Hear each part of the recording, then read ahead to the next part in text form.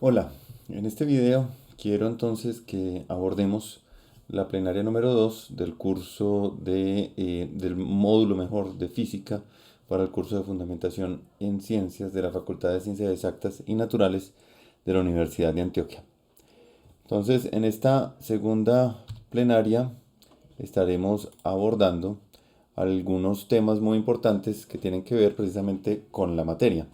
Sin embargo, vamos a empezar con este pequeño meme que pueden encontrar ustedes en internet y que tiene que ver un poco con el uso de las matemáticas que los físicos hacemos. Para nosotros las matemáticas, haciendo un resumen muy rápido, son básicamente una herramienta básicamente indispensable para hacer lo que hacemos, para hacer teoría, para describir los resultados de un experimento, por ejemplo.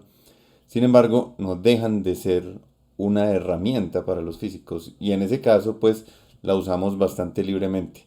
Mientras que para un matemático, la matemática es precisamente su objeto de estudio y como tal, pues son bastante más rigurosos a la hora de de utilizar las matemáticas que nosotros los físicos. Entonces, hay muchísimos casos históricos precisamente que cuentan cómo los físicos han llegado o hemos llegado a utilizar la matemática de una forma poco rigurosa de cara a el uso que hacen en matemáticas y pues eso da lugar a memes como por ejemplo, en el cual pues ahí está esta persona, ¿cierto? Muy ejercitada y la otra le pregunta cómo llegó a convertirse en a tener esa musculatura. Y pues el físico dice que cada vez que usa las matemáticas sin rigor hace pues una lagartija. Pues al final la persona que estaba preguntando pues muestra su asombro. Bien, esto para hacer una nota también sobre precisamente las relaciones entre las diferentes especialidades que estamos conviviendo en la Facultad de Ciencias Exactas y Naturales y pues que somos, digamos, entre nuestros colegas, ¿no? Cómo se dan esas relaciones también. Muy bien, entonces para empezar, como en la plenaria número uno, tenemos esta encuesta de entrada. Entonces, en primer lugar, les voy a pedir que eh, escaneen este código QR, ingresen a la encuesta y respondan las preguntas que van a encontrar allí de forma muy corta, muy sucinta, lo más em, corto, conciso que puedan, por favor. La idea es precisamente que yo les voy a hacer unas preguntas en esa encuesta que van a tratar de indagar por los conceptos que vamos a ver en esta misma plenaria. Recuerden que al finalizar la plenaria vamos a hacer otra encuesta con las mismas preguntas para ver precisamente cómo sirvió este video en la comprensión de esos conceptos fundamentales. Entonces en este momento les pido por favor que paren el video y diligencien la encuesta. Bien, ¿qué es la materia? ¿De qué estamos hechos? Ese es el tema que nos trae hoy a esta plenaria, a que ustedes vean este video y que es uno de los ejes fundamentales de la física, una de las preguntas fundamentales de la física que está desde los inicios de la historia de la física y que todavía sigue siendo una pregunta relevante. Es decir, hay cosas en digamos, preguntas adicionales, preguntas sobre detalles de las respuestas que se han ido dando a esta pregunta durante la historia de la física que aún permanecen sin ser respondidas. Entonces, para motivar un poquito la discusión, le pedí de nuevo a mi amigo Dali que me hiciera algunos dibujos y quiero compartir esos dibujos con ustedes. Em, Aquí lo que tenemos es una colisión de gatos, entonces le pedí precisamente a Dalí que me hiciera una colisión de gatos como inspirado en las colisiones de protones que ocurren en el LHC. Como pueden ver, en ambos casos hizo como la colisión de un gato blanco con un gato negro. Estos dos colisionan, se forma como una suerte de materia como medio líquida ahí en la mitad, ¿sí? Y hay como unas franjas blancas y negras saliendo en todas direcciones, desde donde está la colisión de este par de felinos. Eh, uno esperaría que si la energía de la colisión de esos dos gatos no es muy alta, es decir, la velocidad que llevaban los dos gatos, después de la colisión quedan dos gatos, ¿cierto? Eso, sin embargo, en lo que vamos a ver hoy y en ese mundo, en ese reino cuántico que vamos a empezar a explorar el día de hoy, de ahí, de la colisión de dos gatos, pueden salir otras cosas, no solamente gatos. Si tienen suficiente energía, no van a salir dos gatos, sino que se van a convertir en, por ejemplo, de ahí va a salir un elefante, va a salir una jirafa, va a salir un león, va a salir un perro y van a salir también posiblemente gatos. Por aquí les puse ya fue lo que Dalí me dibujó cuando le pedí que me hiciera una colisión de estrellas, cosa que ocurre no sé qué tan frecuentemente en el universo, pero que ocurre. Y esto me lo hizo pues en pixel art. Y como pueden ver es como la colisión precisamente, en una hay como una colisión frontal y en la segunda hay como una colisión ya no completamente frontal, sino así como de lado. Y como pueden ver, es como, dado que estos objetos son bastante grandes, es como si se empezaran a converger, ¿cierto? Entonces empiezan, la colisión no es inmediata, ¿cierto? Sino que es como que se van metiendo la una en la otra. De nuevo, aquí podríamos considerar que la colisión de dos estrellas pues puede salir, por ejemplo, una estrella, ¿cierto? Que converja en una sola, se absorba una por la otra, entonces termina siendo una estrella, o pueden salir muchas cosas más, ¿no? Bien, entonces, pues para hablar de estructura de la materia, primero tenemos que definir qué son los objetos para nosotros en física. Y les pongo dos ejemplos de nuestra cotidianidad, un clip y un gancho, que están aquí ilustrados. Hablamos entonces en física de un objeto como algo que está en la realidad externa a nuestra mente. Esta frase de por sí ya nos interpela a la hipótesis de la realidad, de la cual hablamos en la plenaria, en la primera parte de la plenaria uno, es decir, en el video que está titulado como episodio cero. ¿Por qué? Porque miren que esta frase implica que hay cosas que están por fuera y que tienen por fuera de nuestra mente y que tienen una existencia propia, ¿cierto? Entonces hay una realidad externa a nuestra mente y esa realidad está poblada por objetos. Entonces miren que en un primer punto decimos la existencia del objeto es independiente a nuestra percepción, es decir, sea que lo percibamos o no, el objeto no deja de existir por el hecho de que no lo percibamos. Y el objeto está compuesto de algo llamado materia, a lo cual podemos acceder a través de los sentidos o algún instrumento. Entonces, ese objeto o esos objetos van a estar compuestos de una sustancia que la vamos a llamar materia, y la existencia de esta sustancia como las propiedades de esa sustancia son independientes de nuestros sentidos y de nuestro razonamiento.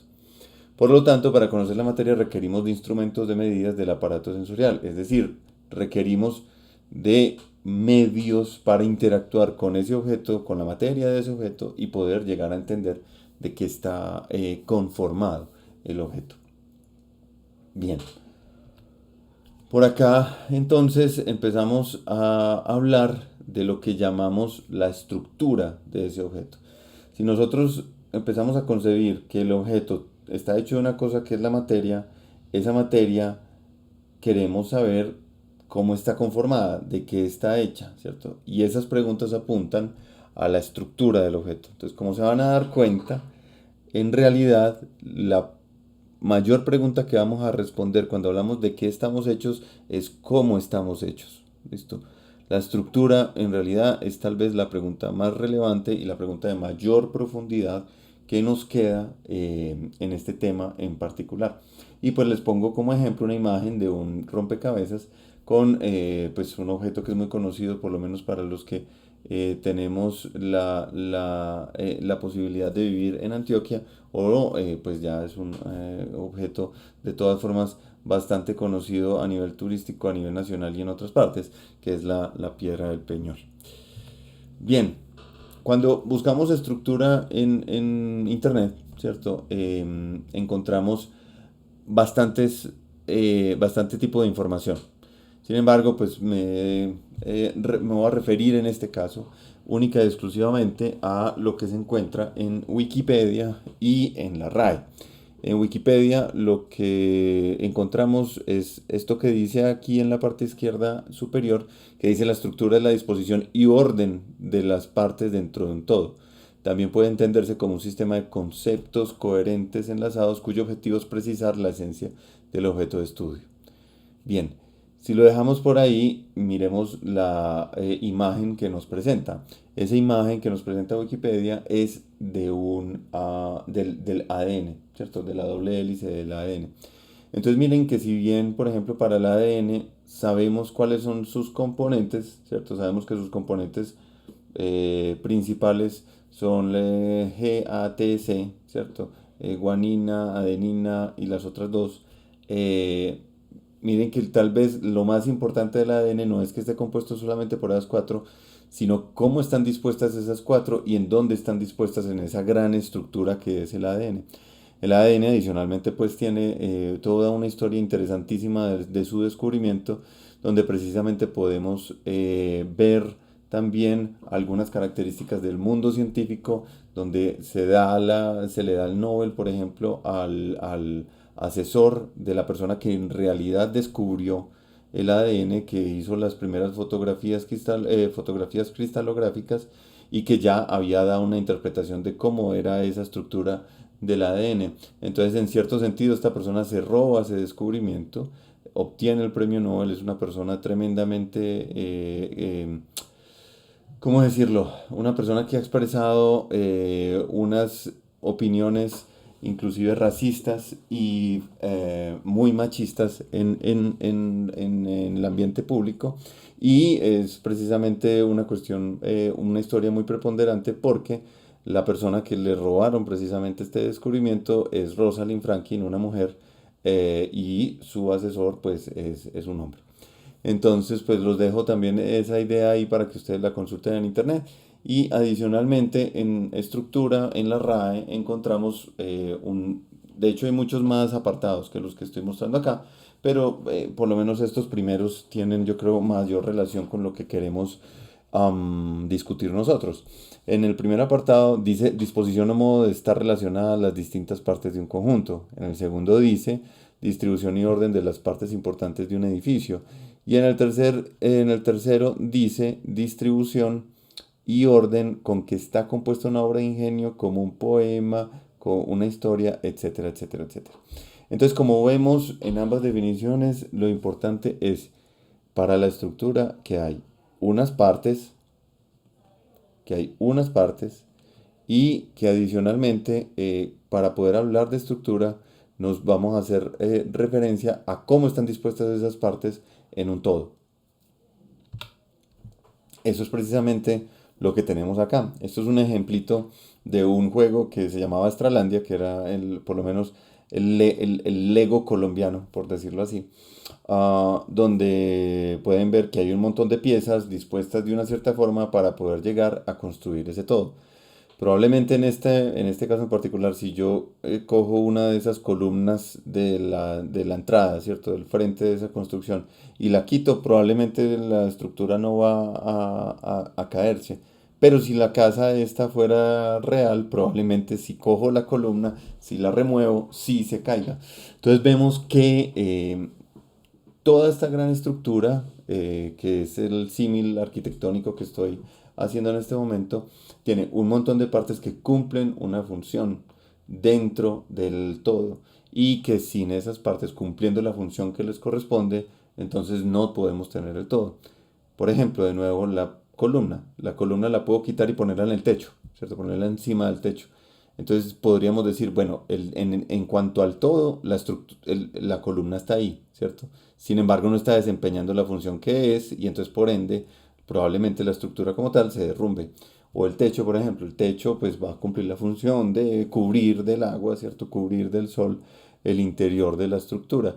Entonces yo, claro, el techo lo puedo coger, desarmarlo y meterlo adentro de la casa, pero si bien está dentro del todo, pues en ese caso no estaría cumpliendo la función que le corresponde para poder tener el todo que requerimos. Con todas estas consideraciones en mente, entonces vamos a pasar a definir estructura. Esta es una definición que se les estoy dando yo para que la guarden, para que la consideren.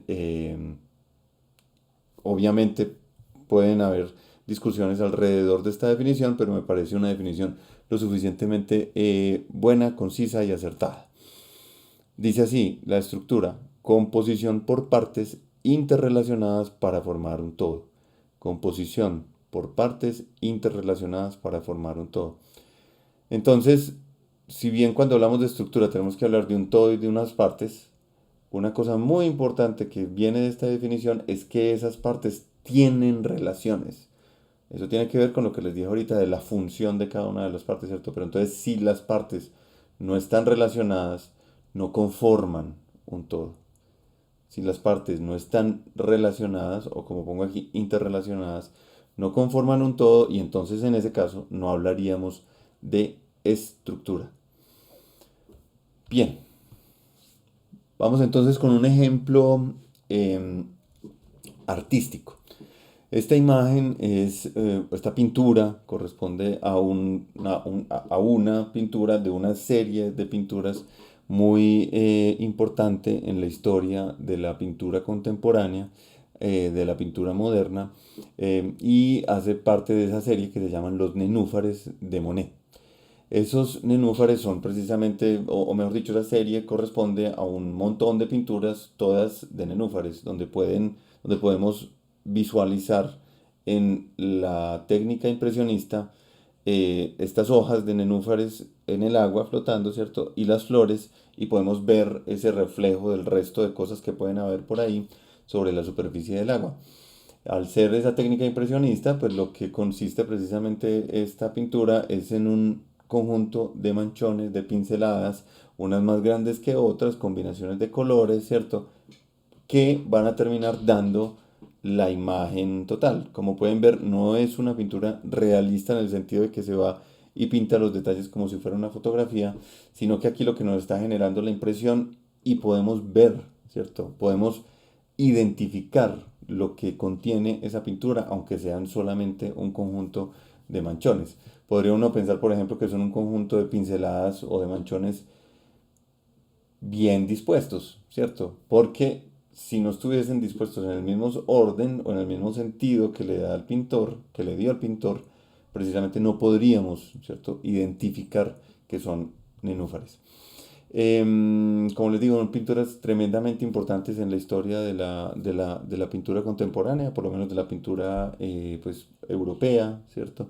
Y en ese sentido, de hecho, hay personas que dicen que en la historia de la pintura, estas últimas pinturas abren la puerta a lo que, o fundan, digamos, o empiezan a dar la idea para que otros pintores procedan con cosas más abstractas, ¿cierto? Con cosas de expresionismo ya y pintura abstracta, porque si bien estos podemos identificar qué es, miren que juega ya demasiado con o no demasiado, pues juega ya muchísimo con la abstracción, ¿cierto? Aquí ya no hay una figura completamente delineada que uno pueda em, delimitar correctamente, ¿cierto? O completamente mejor. Entonces aquí ya se empiezan a ver cosas que son del orden más abstracto y donde esa impresión que nos crea juega mucho también pues con nuestro inconsciente, ¿no?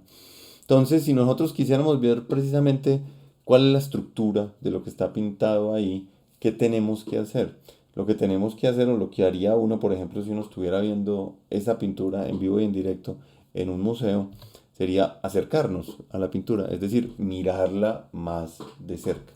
Cuando hacemos zoom sobre esa pintura, podemos ver precisamente mucho mejor lo que les comentaba inicialmente, que son una serie de manchones. De hecho, cuando uno tiene la posibilidad y la oportunidad de ver una de estas pinturas en vivo y en directo, uno se va a dar cuenta que ni siquiera son planas esas pinceladas, muchas tienen el morro de pintura y algunas veces pues unos morros grandísimos de pintura porque eran pinceladas bastante, podríamos decirlo, digamos, como medio caóticas. Estas no son caóticas porque vean que tenemos, o sea, hay un orden, ¿cierto? Que el pintor le da a las pinceladas para generar esta forma, ¿cierto? Esta figura, esta impresión. Sin embargo, pues sí, sí parecen como un cierto desorden, ¿no? Si seguimos haciendo zoom, por ejemplo, sobre una flor, entonces vamos a ver inclusive el detalle de las pinceladas, ¿cierto? Vamos a ver, por ejemplo, cómo hay unas pinceladas en esta zona que están dadas parece de arriba abajo, ¿cierto? Unas que están por aquí en este sentido, unas que, por ejemplo, esta de acá no es una pincelada solo de blanco, sino que el pincel también está untado, por ejemplo, de rojo por acá, o lo mismo pasa en este caso, donde vemos que no es es una pincelada en la que hay varios colores. Eso se ve en casi todas estas, ¿cierto? E inclusive en la parte interna de la flor, vemos como esas pinceladas también nos dan ese detalle del interior de la flor, que son pues los pistilos probablemente, lo que se esté tratando de representar ahí.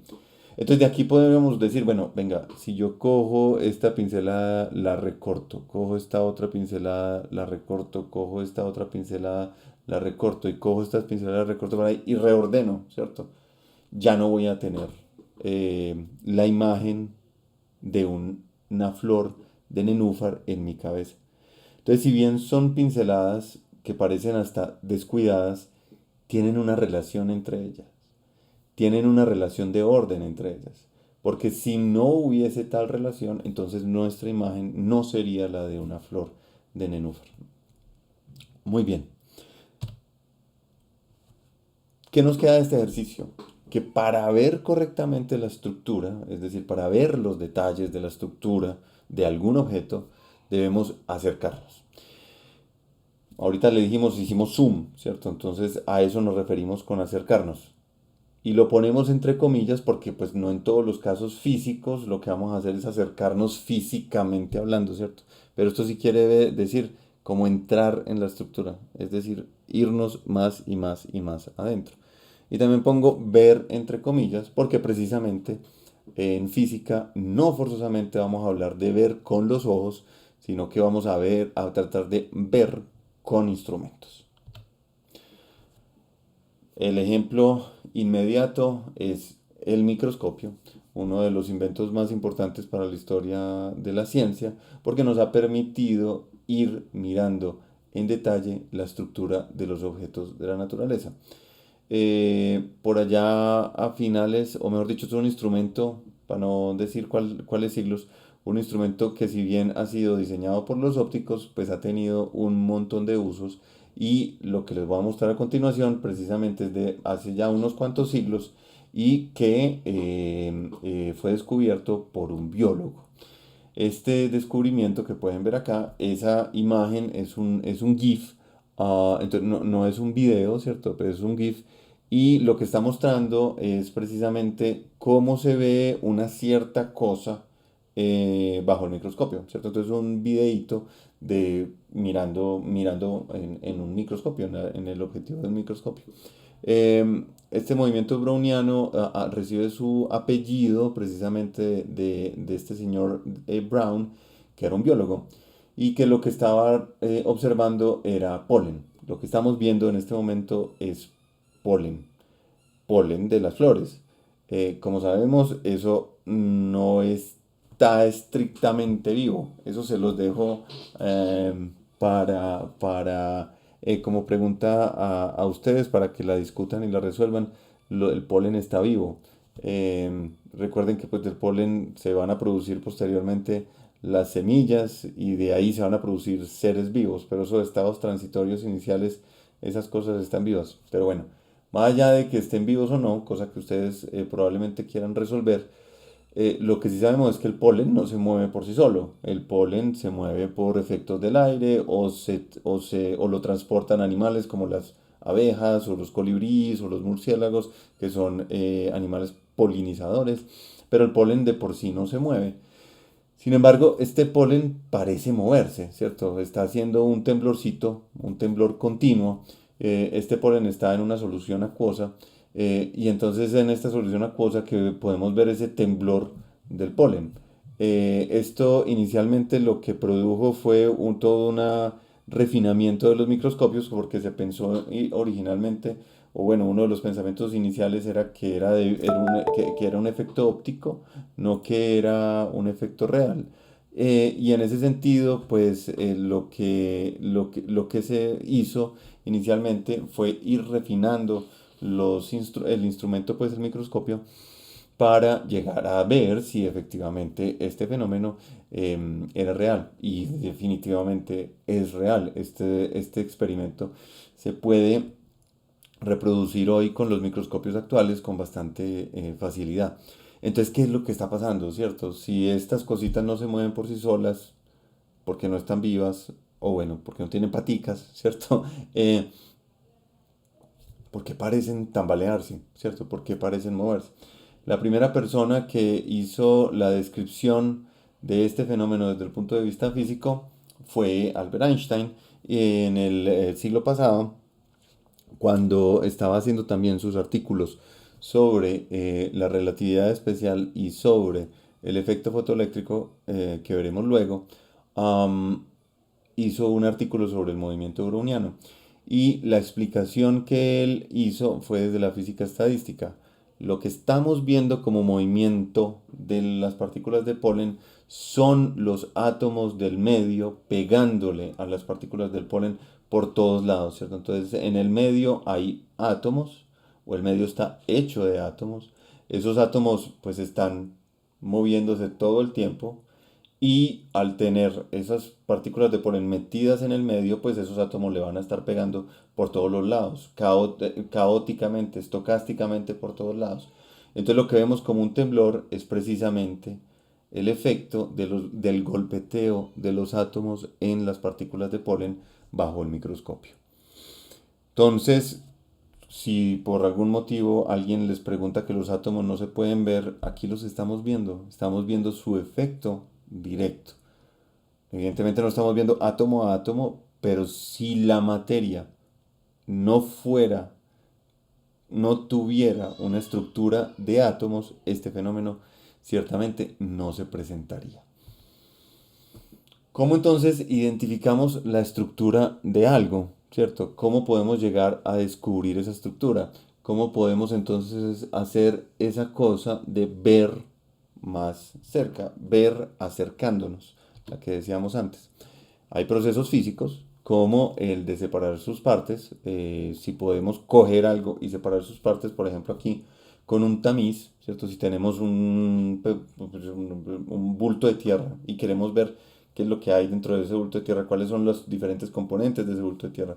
Por ejemplo, uno lo puede pasar por un tamiz y va a ver que ahí van a quedar piedritas o van a quedar, puede ser inclusive insectos, ¿cierto? Alguna otra cosa que esté ahí metida y que no pase por ese tamiz. Entonces esta es una forma bastante cotidiana de separar partes, ¿cierto? Pero no todas las veces o no con todos los objetos que quisiéramos nosotros estudiarle la estructura podemos hacer esto.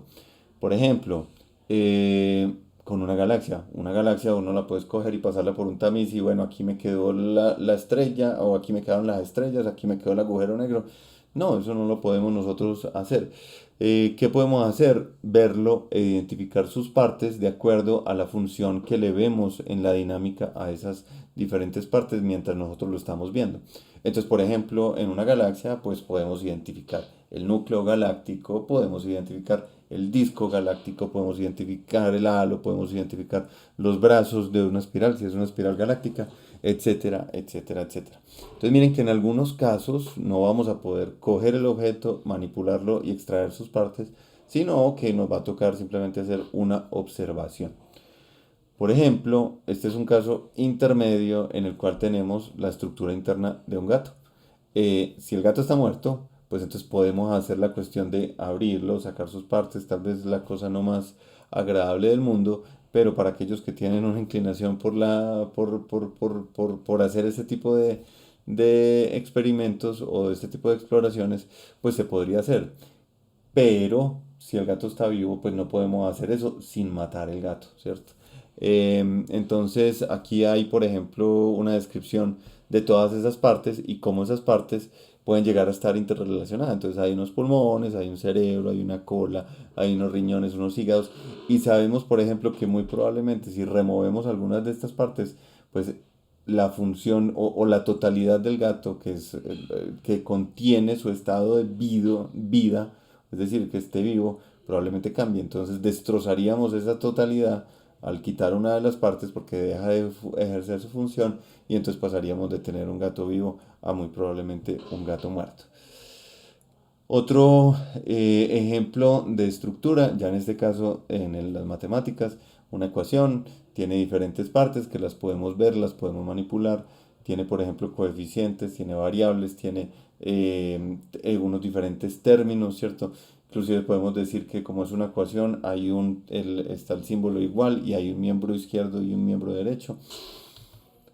Otro ejemplo ya también de otra área de las artes, de la literatura, podemos decir que las partes de un cuento, esta es la teoría aristotélica de las partes de un cuerpo, de las partes de un cuento, perdón, todos los cuentos tienen un inicio, un nudo y un desenlace. Esta es una teoría, como les digo, muy clásica, la teoría aristotélica. Sin embargo, los invito también a que consulten, por ejemplo, la clasificación de los cuentos que hace Borges, que es una clasificación muy bonita, en la cual él dice que hay como una cantidad específica de tipos de cuentos y no hay más, que todos los cuentos universalmente se pueden clasificar en unos de esos tipos. Y entonces pueden ver una clasificación muy bonita de acuerdo a Borges. Y entonces aquí podemos ver precisamente que todas esas partes tienen también unas relaciones. El inicio tiene una relación con el nudo tiene una relación con el desenlace. Que por ejemplo, si nosotros resolvemos el nudo y dejamos inicio y desenlace, ya precisamente no tendríamos un cuento, ¿cierto? Entonces aquí también podemos ver que hay un conjunto de partes interrelacionadas. Muy bien. Sin embargo, no siempre tenemos este tipo de acceso a las partes, vámonos o al todo, ¿cierto? Y al todo y al manipular, observar, diferenciar las partes. Entonces una cosa que es muy interesante y que hacemos nosotros mucho en física es que podemos llegar a derivar las partes de un objeto en función de cómo se comporta ese objeto, en función de lo que llamaríamos la dinámica de ese objeto. Aquí tenemos uno de los sistemas más simples para la física y que es el caballito de batalla de los físicos en muchas circunstancias. Es decir, muchas cosas las describimos como si fuera un péndulo simple, que es lo que tenemos ahí en la parte de arriba por acá. Mm, o lo que llamaríamos en términos generales un oscilador armónico. Este es un oscilador armónico y uno de los ejemplos más clásicos y de los primeros estudiados, el mismo Galileo ya había empezado a estudiar este sistema.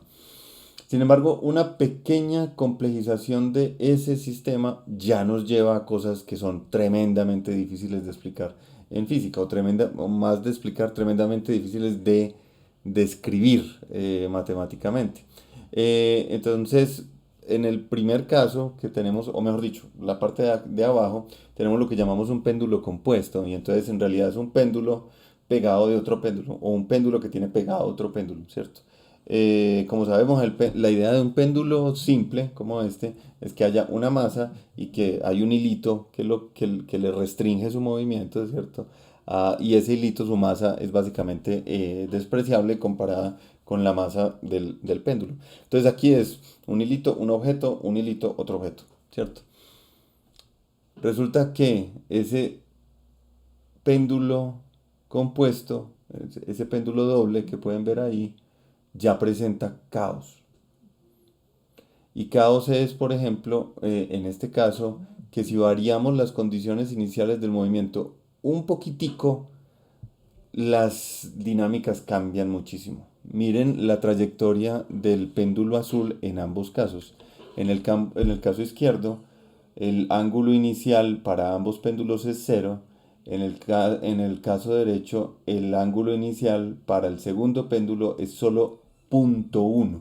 Es una diferencia muy chiquita con respecto al caso de la izquierda. Y miren que las trayectorias azules son completamente distintas. Entonces esto es un tipo de caos que conocemos en física como dependencia de las condiciones iniciales y que se presenta con un sistema que podríamos decir tan simple como este péndulo doble. Pregunta entonces de aquí, si nosotros no tuviéramos acceso a toda esta descripción que yo les hice, sino que simplemente nos entregaran la trayectoria azul, uno podría decir que esa trayectoria azul corresponde a un péndulo simple. Evidentemente la respuesta es no. ¿Por qué? La trayectoria de un péndulo simple es a lo más la rayita, la trayectoria roja que estamos viendo. Es decir, si eso no corresponde a un péndulo simple, la trayectoria azul, quiere decir que ese sistema que me está dando la trayectoria azul tiene que tener unas partes para poder llegar a describir esa trayectoria. Esa es la conclusión a partir de una observación directa de la dinámica de este sistema. Y lo repito, dado que se trata de un péndulo que está haciendo el movimiento de la trayectoria azul, podemos decir con completa seguridad que no se trata de un péndulo simple y por ende tiene que tener una estructura interna dado que esa trayectoria azul es imposible para un péndulo simple. Muy bien. Por aquí les tengo la imagen desde arriba de un piano de cola. Listo. En este caso, pues el piano está abierto completamente, ¿cierto? O sea, tiene la tapa o removida, pues, o no se ve en la foto, para ver precisamente esa estructura interna del piano. Me interesa sobre todo lo que llamamos el arpa del piano, lo que estamos viendo acá en toda esta parte, en todo este recuadro negro, que es esa madera negra, donde está empotrado esa arpa. Y las teclas pues ya están por acá. Como saben, esto funciona de que cada vez que uno acciona una de estas teclas hay un martillo que se levanta, que son estos parches rojos que se ven por aquí, y que pues le pegan a una de estas cuerdas para generar los diferentes sonidos. Las cuerdas se pueden ver bastante claramente en esta imagen y como pueden ver también entonces lo que hay es una colección de cuerdas de diferentes tamaños para generar los diferentes sonidos. Esto que pueden ver aquí como unos agujeros sobre esta placa metálica es la caja de resonancia, que es precisamente la encargada de hacer o de amplificar mejor los sonidos que se producen en estas cuerdas. Necesito que guarden muy bien esta imagen porque lo que viene voy a hacer un paralelo exacto de esto en un fenómeno físico. Por ejemplo, sabemos que el piano tiene que tener una estructura interna por el sonido que produce, sin ni siquiera verlo. Si escuchamos a alguien tocando piano, de solamente ese sonido, sabemos que el piano tiene que tener muchas cuerdas, porque no es posible realizar todos esos sonidos con una sola cuerda. Entonces estamos haciendo una deducción de la complejidad de la estructura del piano a partir únicamente de su sonido, independientemente de que tengamos esta imagen o no.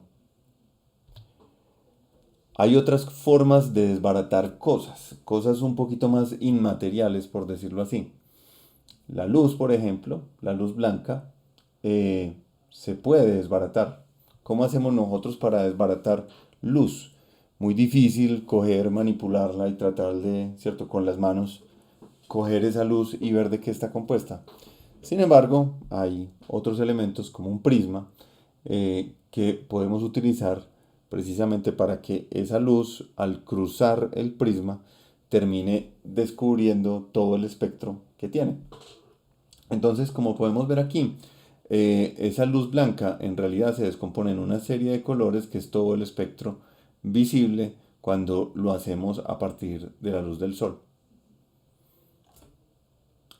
Esto es precisamente lo que conocemos como el espectro solar y corresponde con los diferentes tipos de luz o los diferentes colores de luz que es capaz de producir el sol. Si nosotros hacemos la metáfora, ¿cierto? De esto con lo que acabamos de hablar del piano, el sol sería el piano y cada una de estas longitudes de onda, cada una de estas frecuencias que podemos ver aquí, cada uno de estos colores que vemos acá, son cada uno de los sonidos que puede producir el piano. Entonces, ¿qué serían las cuerdas? Las cuerdas son cada uno de los átomos, de tipos de átomos, los elementos que hay aquí, que son capaces de vibrar y producir los diferentes tipos de luz que podemos ver en el espectro. ¿Cómo podemos nosotros ver, por ejemplo, la estructura de la materia? Podemos, además de desbaratarla, como hicimos ya, como ya hemos mencionado, también podemos, por ejemplo, quemarla, ¿cierto? Si nosotros quemamos, por ejemplo, una serie de palos o leña, pues que llamamos, vamos a obtener en primer lugar un carbón que queda de ahí, ¿cierto? Entonces quiere decir que ese carbón ya estaba presente en la leña cuando lo quemé, ¿cierto? Pero adicionalmente también surge otra cosa también muy inmaterial, la energía, ¿no? Cuando nosotros quemamos leñas precisamente para que nos produzca ese calor que vamos a utilizar, por ejemplo, en la cocción de algún alimento. Entonces, la combustión nos muestra, por ejemplo, que dentro de la materia hay energía, porque a partir de algún proceso como el de la combustión se puede sacar energía de ahí, en este caso, energía térmica. Y otras formas que podemos establecer para descomponer la materia en sus diferentes partes es precisamente aplicándole fuerzas. Por ejemplo, en el caso izquierdo podemos apretar algo, ¿cierto? Las dos flechitas que van hacia adentro, o podemos jalar algo, ¿cierto? Es decir, como jalarlo de diferentes puntos para tratar de desbaratarlo. Y otro método que utilizamos mucho los físicos es lanzándole un objeto al otro objeto que queremos estudiar. Al partir de esta colisión, pues podemos saber de qué estaba hecho el objeto azul. A partir de procesos como esos, hemos descubierto toda esta tabla periódica. A partir de procesos como los que estaba mencionando, de descomposición de la materia, de lanzar objetos a otros, de lanzar átomos a otros, hemos descubierto todos estos elementos.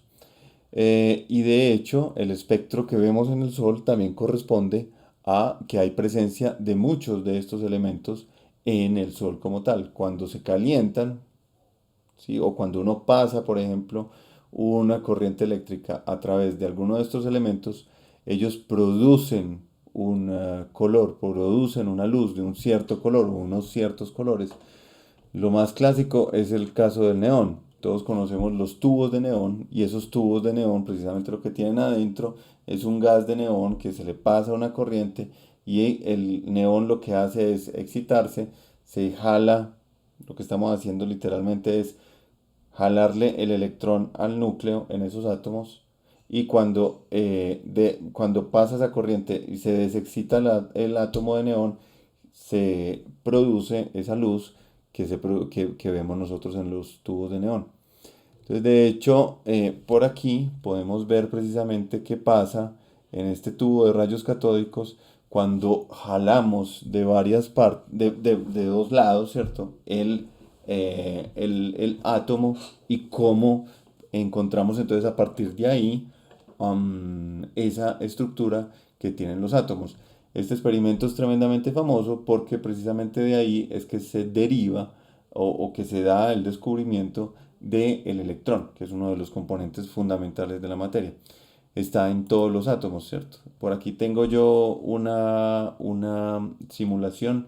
Me faltó decir que lo que tenemos en este lado izquierdo es una bobina o una resistencia, ¿cierto? Por la cual se va a calentar, o eso también se puede hacer con algún elemento, se calienta, y entonces al calentarse, ya los átomos ya van a tener bastante energía ahí dentro de lo que se esté calentando, y lo que se aplica acá entre este punto y este punto es una diferencia de potencial, entonces es como conectarlo a una batería, ¿cierto? Y al conectarlo a esa batería, entonces lo que vamos a terminar haciendo es que de este material vamos a arrancar los electrones. ¿Listo?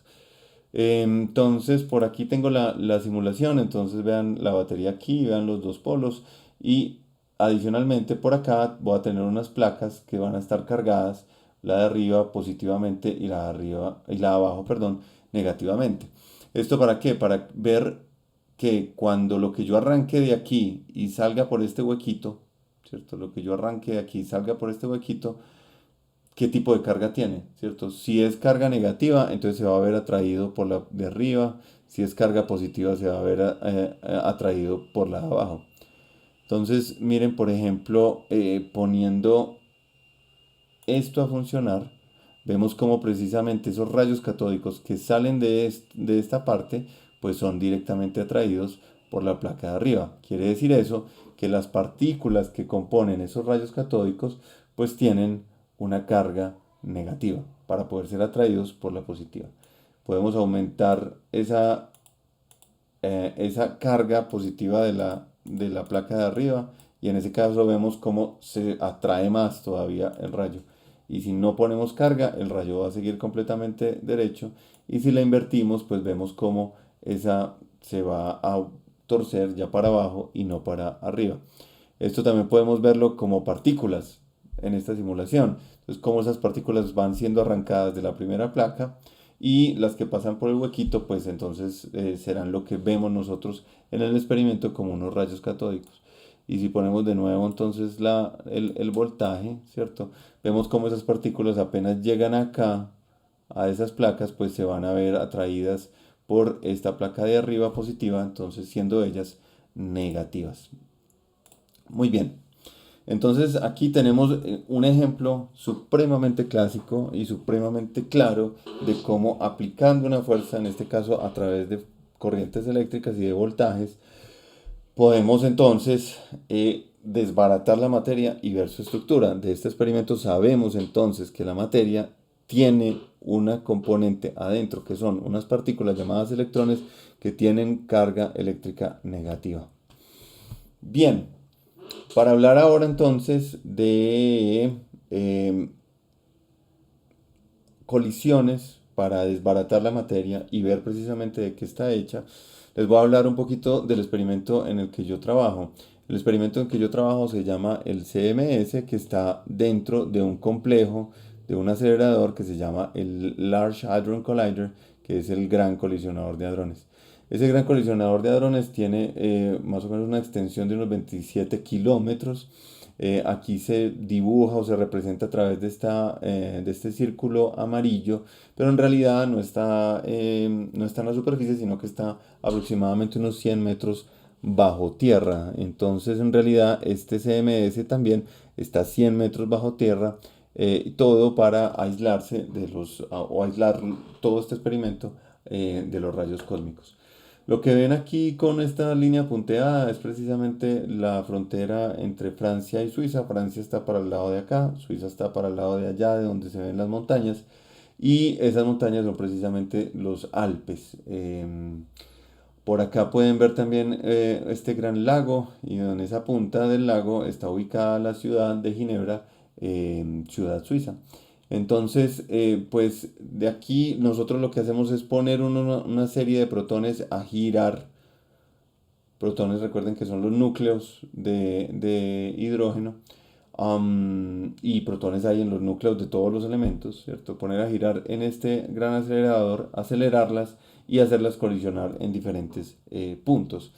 Entonces por acá les muestro yo precisamente lo que llamamos el complejo de aceleradores, es decir, todos los diferentes pedacitos de aceleradores que hay aquí aquí en el LHC que llevan a acelerar los protones hasta las energías que nosotros las necesitamos, ¿cierto?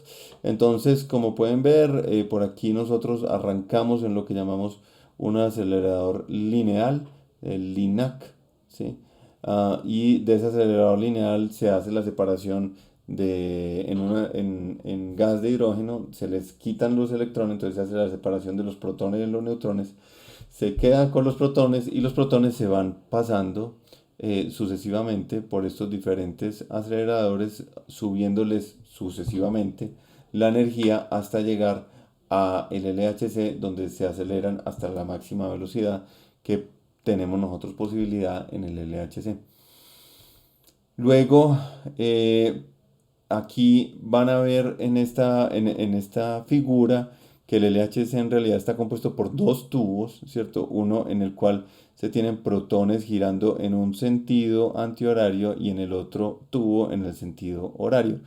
En esos tubos se hacen cruzar en cuatro puntos, acá, acá, acá y acá, y donde en esos puntos precisamente se van a llevar a cabo las colisiones. Aquí tienen una figura de cómo se comprimen esos nubes de protones que estamos nosotros acelerando y se hacen cruzar el uno con el otro en el que llamamos el interaction point y donde van a ocurrir las colisiones en esos cuatro puntos que les menciono. Lo que nosotros hacemos en el LHC es no manipular protones en solitario. Es muy difícil manipular protones en solitario. Entonces, en realidad, o pues uno a uno, ¿cierto? En realidad lo que nosotros hacemos es sacar nubes de protones, arreglarlas en lo que llamamos bonches, como nubecitas, como agrupaciones de protones, y esas nubecitas finalmente lo que vamos a hacer es hacerlas cruzar para que haya la colisión entre los protones. Lo que pretendemos nosotros con esto es precisamente al hacerlas colisionar, ver qué se produce, ver cuál es la estructura interna de esos protones y adicionalmente en forma genérica la estructura de la materia. Por aquí hay una imagen de el experimento CMS. En ese experimento hay un conjunto de diferentes detectores que están instalados allí para precisamente detectar, valga la redundancia, las partículas que se producen a partir de las colisiones. Las colisiones se van a producir justo aquí en toda la mitad y de ahí van a producirse un conjunto de partículas en cada una de las colisiones que van a atravesar el detector por en varias partes simultáneamente y entonces en esos detectores vamos a poder hacer una reconstrucción e identificación de las partículas que se produjeron en la colisión. Por aquí tenemos una imagen ya un poquito técnica del detector. Este detector pesa alrededor de unas 14.000 toneladas, tiene un diámetro, es un detector cilíndrico en su estructura, en su forma. Un detector que tiene 15 metros de largo, tiene de diámetro, perdón, de largo tiene unos 30 metros aproximadamente. Y la otra gran característica de este experimento es que tiene un campo magnético muy muy fuerte. Esto que ven aquí en blanco es un solenoide o lo que llamaríamos más coloquialmente una bobina, ¿cierto? Por la cual se pasa una corriente eléctrica y se genera todo un campo magnético aquí adentro. Ese campo magnético es para curvar la trayectoria de las partículas, así como hacíamos con los rayos catódicos, para curvar la trayectoria de las partículas e identificarles precisamente cuál sería su carga. Entonces lo que pueden ver acá es como en este punto interno es donde ocurren las colisiones y toda esta serie de detectores están ahí para detectar los diferentes tipos de partículas que se pueden llegar a producir. Para que hagan una idea del tamaño de este detector, aquí está dibujada una persona a la misma escala que el detector. Entonces, ¿qué es lo que nosotros terminamos haciendo en un experimento como este? Nosotros vamos a hacer la colisión de estos dos protones. Estos protones no son partículas fundamentales, es decir, esos protones tienen estructura interna. Las partículas fundamentales son aquellas que no tienen estructura interna, es decir, que no están hechas de nada más por dentro, ¿cierto? Y al tener una estructura interna, nosotros sabemos de ahí que tienen tres partículas internas. Ahorita les voy a mencionar los nombres. 3 y 3.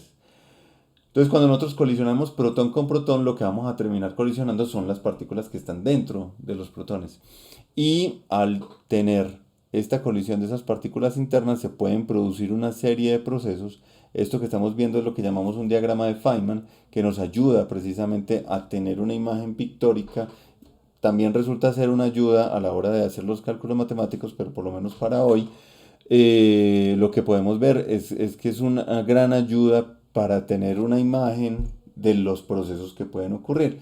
Entonces, por ejemplo, aquí colisionan estos dos componentes de los protones, surten o mejor dicho, pasan por una serie de procesos para producir finalmente una partícula aquí que llamamos H, o está denotada con H, y que llamamos la partícula de Higgs. Partícula muy famosa, sobre todo en los últimos años, porque fue la última partícula descubierta del modelo estándar, que es de lo que vamos a hablar a continuación, y que fue descubierta en el 2012 y que o originó, mejor dicho, el premio Nobel del año 2013.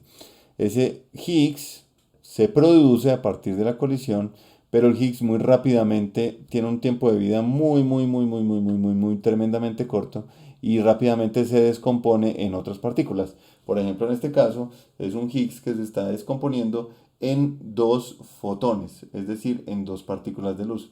Entonces miren cómo a partir de un proceso de una colisión de dos protones terminamos produciendo luz. Esto nos lleva a mencionar la famosísima ecuación de Einstein de E igual a mc2, donde pueden ver, por ejemplo, que esto que es masa se transforma en energía. Pero nosotros también podríamos voltear este diagrama y podríamos decir, venga, de energía podríamos convertir energía en materia. En realidad aquí estamos haciendo las dos cosas. Tenemos dos partículas de materia, pero que al tener una velocidad tan alta tienen mucha energía y toda esa energía que tienen estos protones es la que hace precisamente posible la producción de una partícula tan masiva como el Higgs. Entonces es una conversión de la energía de los protones en el Higgs que finalmente va a terminarse convirtiendo en fotones. Este no es la única posibilidad de conversión del Higgs. Este proceso lo llamamos un decaimiento. Y el Higgs puede decaer en otros tipos de partículas, pero les pongo este como ejemplo porque es precisamente uno de los más conocidos y con uno de los cuales se hizo el descubrimiento de esta partícula. Eh, Hablando de cosas muy breves, de estados muy breves de la materia, hablando de fenómenos muy breves de la materia, pareciera que fuese una cosa de la física de partículas, de eso que acabábamos de mencionar en el LHC, pero en realidad no. Estos estados que pueden ver aquí, estos elementos, perdón, que pueden ver acá en colores, son estados de la materia que son inestables, que ellos de por sí se empiezan a convertir en otras cosas. Ellos ahí decimos también que van a decaer en otros átomos, ¿cierto? Entonces, por ejemplo, el polonio, el radio, este es el francio, creo que se llama, y todos estos otros, bueno, perdón, el polonio, el radio, todos estos verdecitos son átomos que son radioactivos, entonces que se van a estar convirtiendo en otras cosas, que van a salir otros elementos de ahí y va a salir también energía, energía que es la que nosotros aprovechamos, por ejemplo, en una central nuclear para calentar agua y sacar energía eléctrica a partir de ahí. Estos estados, inclusive los moraditos, son estados que son tremendamente inestables y son átomos o elementos que son muy breves de la materia. Entonces, en realidad, todos estos elementos de acá se han descubierto como se descubrió el Higgs. No hay muestras de estos elementos que sean estables, no hay muestras que uno las pueda guardar y almacenarlas y decir, vea, este tarrito tiene el elemento 109 o el 110 o el 115. No, precisamente lo que hacemos es que se generan pedacitos o sea, cantidades muy pequeñas de estos elementos y que ellos después se convierten en otros y es a través del estudio de esos procesos que podemos llegar a saber que se produjo uno de estos elementos. La gente que ha sido experta en esto son los rusos y ellos lo que hacen precisamente es colisionar dos tipos de átomos. En muchos de estos casos se utilizan, por ejemplo, haces de carbono, ¿cierto? Se colisionan con otros átomos más pesados, se llegan esos núcleos a fusionar y de ahí se produce un elemento sintético, se produce energía, por ejemplo, en forma de luz, y se producen otro tipo de residuos, ¿cierto? Otro tipo de partículas. Entonces es a partir de estas colisiones que nosotros podemos producir nuevos elementos sintéticos y de estos elementos sintéticos pueden algunos de ellos tener unas vidas medias muy cortas y esas vidas medias, al ser tan cortas, no nos permiten guardar estos elementos, sino simplemente estudiar convierten en otros y a partir de ahí pues derivar que efectivamente se produjeron X o Y elementos. Como ya lo he mencionado, pues estos elementos de la tabla periódica, ¿cierto? No son fundamentales, es decir, ellos tienen estructura, todos tienen estructura. Todos sabemos en este momento que por lo menos todos los elementos tienen electrones, ¿cierto? Y tienen un núcleo, y ese núcleo va a tener protones y va a tener otras partículas que llaman neutrones.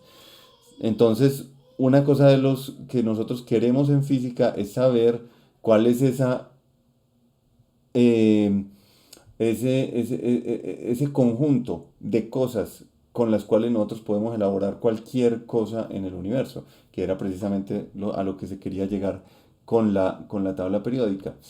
Entonces, tenemos lo que llamaríamos la nueva tabla periódica, que en física lo decimos, le decimos el modelo estándar de física de partículas, porque aquí ya hablamos es no de átomos, sino de partículas fundamentales. Este modelo estándar pues tiene esta componente de partículas y tiene una serie de interacciones. Entonces, para dar unos ejemplos, ya hablamos del Higgs, ¿cierto? El Higgs lo consideramos una partícula fundamental en este momento. Hablamos del electrón, pero también hablamos, por ejemplo, en la plenaria 1 de los muones. Y si bien el protón no está aquí, aquí están los componentes del protón. Entonces el protón o el neutrón están hechos de estos dos quarks, el arriba y el quark abajo, o en inglés el quark up y el quark down. El último quark en ser descubierto fue el quark top, que está aquí, o que en español se le dice cima, y fue descubierto en el año 95 en Estados Unidos, en un laboratorio bastante similar al CERN, o sea, con un colisionador muy parecido al LHC, pero más pequeño, que se llamaba el Fermilab, es el laboratorio. El laboratorio como tal todavía existe, y el colisionador se llamaba el Tevatron. Bien, por ejemplo, por aquí tenemos el fotón, que es las partículas que componen la luz y es una partícula fundamental que no tiene estructura. Acá hay unas partículas que son el W y el Z, que son las partículas que median la interacción que produce la radioactividad. Esta interacción la llamamos la interacción débil. Y finalmente, por aquí tenemos otra que llaman los gluones.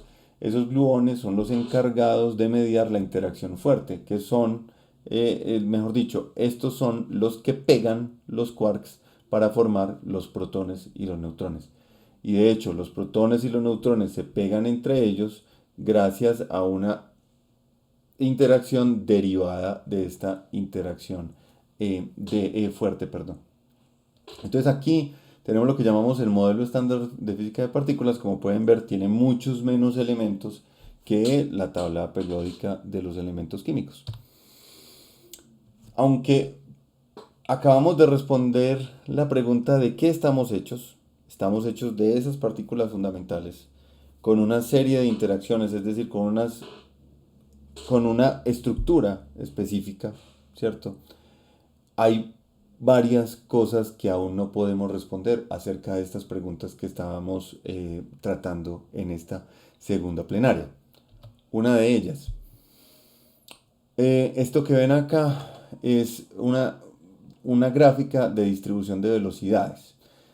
Existió una señora que se llamó Vera Rubin, que por allá en los años 80 le dio para su trabajo de doctorado, medir las velocidades de las estrellas en las galaxias. Entonces, si este es el centro galáctico, podemos medir la estrella a cuánta es la distancia hasta el centro galáctico, y podemos medir a través de fotografías de esas galaxias, pues cuál es su velocidad orbital, ¿cierto? Cuál es la velocidad con la cual están orbitando ese centro galáctico. Eso fue lo que hizo Vera Rubin, pero adicionalmente ella calculó también algunas cosas que nosotros podemos calcular en física, que es, venga, si el contenido de la galaxia es todo lo que podemos ver, ¿cierto? Toda esta cantidad de material que produce luz, entonces podemos saber cuánta masa hay ahí. Y como podemos saber cuánta masa hay en la galaxia, entonces podemos hacer también unos cálculos de cuáles deberían ser las velocidades de acuerdo a las leyes de Newton, ¿cierto? De acuerdo a las leyes de la gravedad de Newton. Aquí con utilizar gravedad newtonana basta. Entonces, en realidad, cuando vos haces ese cálculo, vos decís, yo llegas a la conclusión de que la distribución de velocidades, es decir, las estrellas, a medida que se van viendo más alejadas del centro galáctico, pues tienen estas velocidades. Es decir, vos llegas a un punto en el que las velocidades empiezan a crecer a medida que te vas alejando del centro galáctico, llega un punto donde se estabilizan y después se tienen que volver más lentas porque si son muy rápidas, pues saldrían despedidas porque ya están muy lejos del centro galáctico, de la atracción del centro galáctico. Sin embargo, Vera Rubin lo que hizo fue medirlas y al verlas, al hacer esa medida, encontró esta curva blanca. Esta curva blanca está en clara discordancia con la curva roja. Esto nos lleva a concluir que la galaxia tiene que tener otro tipo de materia que no podemos ver lumínicamente. De allí se deriva un nombre para esa materia que es materia oscura, materia que no produce luz y que no podemos ver. Esa materia además es rara porque esa materia está en la galaxia y si esa materia interactuara con la materia de las estrellas, entonces veríamos que las estrellas se estarían transformando, colisionando, ganando masa con esa materia oscura. Sin embargo, eso no pasa. Entonces es como una materia que uno no emite luz y dos es como invisible, es capaz de atravesar todo lo que contiene ahí la galaxia. Entonces, en realidad es un nuevo tipo de materia, materia oscura. Creemos que es un nuevo tipo de materia que no está contenido en el modelo estándar de partículas. Es decir, aquí tenemos una pregunta sin resolver en la cuestión de la composición del universo. Otra pregunta. Resulta que en el modelo estándar, los neutrinos, una particulita que estaba por allá, se las muestro de nuevo por acá, estos neutrinos, deberían tener masa igual a cero, como el fotón. El fotón tiene masa igual a cero. Vean por aquí masa, cero, cero. Sin embargo, miren que esta masa de los neutrinos ya la hemos medido, no individualmente, sabemos cómo esas máximos, ¿cierto? Estas masas tienen que ser menor que esto, menor que esto, menor que esto, pero no cero. Sabemos que esas masas no son cero. Y eso lo sabemos precisamente porque los neutrinos son capaces de convertirse el uno en el otro, hacer lo que llamamos la oscilación de neutrinos a medida que se propagan por el espacio. Entonces, eso lo sabemos básicamente de varios experimentos, pero el primordial es a través de medir los neutrinos solares. En el Sol se están dando unos procesos por los cuales el Sol pues, genera la energía que genera, pero adicionalmente al generar esa energía también se generan neutrinos, primordialmente neutrinos electrónicos. Y cuando fuimos a medir, nosotros conocemos bien los procesos que ocurren en el Sol. Cuando se midieron la cantidad de neutrinos electrónicos que llegaban al experimento que se llamó en ese momento el Kamiokande o el Super Kamiokande, se encontraron menos neutrinos electrónicos de los que deberían verse y se encontraron más neutrinos muónicos de los que deberían verse. Entonces es como si los neutrinos electrónicos se hubieran transformado en el camino en neutrinos muónicos. Y para nosotros poder ver en el experimento más neutrinos muónicos de los que esperábamos y menos neutrinos electrónicos de los que esperábamos. Entonces sabemos que estos neutrinos oscilan entre ellos, son capaces de cambiarse, digamos, la identidad, ¿sí? Y en esa oscilación, o mejor dicho, con esa oscilación, estamos seguros que los neutrinos tienen masa porque es un fenómeno que solo puede ocurrir en el caso de que los neutrinos tengan masa. Entonces, sabemos que los neutrinos tienen masa, el modelo estándar nos predice neutrinos sin masa, hay una incompatibilidad entre esas dos cosas. Entonces, por ende, sabemos que hay parte de la estructura de la materia, de esa comprensión profunda de la materia, con la que aún no contamos. Y la gravedad. Les hablé de la interacción fuerte, les hablé de la interacción débil, les hablé de la interacción electromagnética en ese modelo estándar de la física de partículas. La gravedad nunca la mencioné porque efectivamente no está contenida allí. Entonces falta también entender si la gravedad tiene alguna posibilidad de estar contenida en el modelo estándar o si hay alguna partícula, mejor dicho, responsable por esa interacción. Por el momento no lo sabemos. Para terminar entonces, les pido de nuevo el favor que escaneen este QR. Son las mismas preguntas del inicio, pero una encuesta distinta. Entonces aquí hay que responderla con este QR y no el QR inicial. Para que terminemos precisamente examinando los conceptos por los que acabamos de pasar de estructura de la materia, composición de la materia, para responder esas preguntas tan antiguas como la de qué estamos hechos y de qué está compuesta la materia. Muchas gracias.